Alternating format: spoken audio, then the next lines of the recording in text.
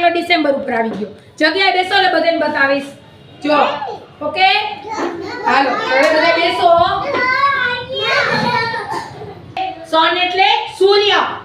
સૂર્ય ક્યારે ઉગે? સવારે. અંજવાળું થાય તે સવાર અને અંધારું થાય તે રાત. રાતને શું કહેવાય? ચંદ્ર.